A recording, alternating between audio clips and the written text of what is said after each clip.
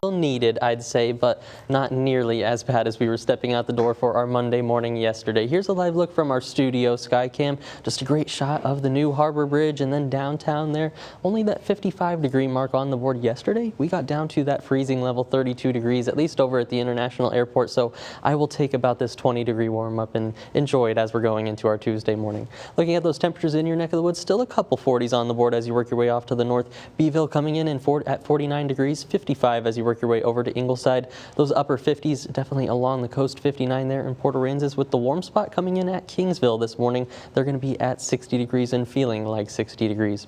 For our dog walking forecast today, we've got Coco on the board, just still feeling the Christmas spirit a little bit, I think, with the red and green there. Either way, definitely still into winter here. And as we go into the morning hours for that dog walk, going to be warming up just slightly. 60 degrees on the board by 9 a.m. Only those mid-60s expected by about 11 a.m. Wind's going to be out of the northeast this morning, 5 to 10 miles an hour, but as we go into the afternoon, we'll see those shift out of the southeast just a little bit, at least into the evening hours, and continuing to bring more moisture into our neck of the woods. Forecast highs as we're going through the rest of our day, though, going to chase that 70-degree mark as you work your way inland. The upper 60s expected as we work our way towards the coast, but really not that much in terms of a temperature variation across the coastal bend.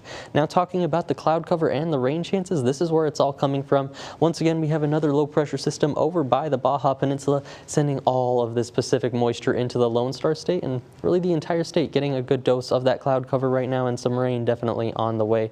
Not shaping up on the radar too much right now, but you can see a little bit trying to shape up there towards Del Rio, and also just off into the waters towards Seadrift and over the Gulf there, a couple more showers. But as we go through the rest of the day, could see just a couple of them working into the area, but I wouldn't expect too much in terms of those downpours. Here's how that shapes up on the future tracker. By about that lunchtime hour is what I'm thinking is the best chance to get one or two of those showers into the area, at least inland. But by tonight, should start to work off more into the coast areas.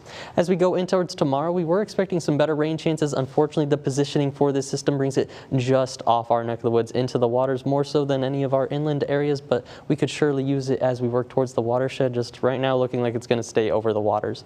Now, looking at later portions of the week, this is going to be that next big story. By Friday night into Saturday morning, we start to see that next Arctic air blast working into the Lone Star State. Going to be questionable, see how far south it pushes. Right now, it looks like we could see a little bit of that freezing rain for northern portions of the coastal bend, but we're going to update you through the week ahead as we nail that forecast down.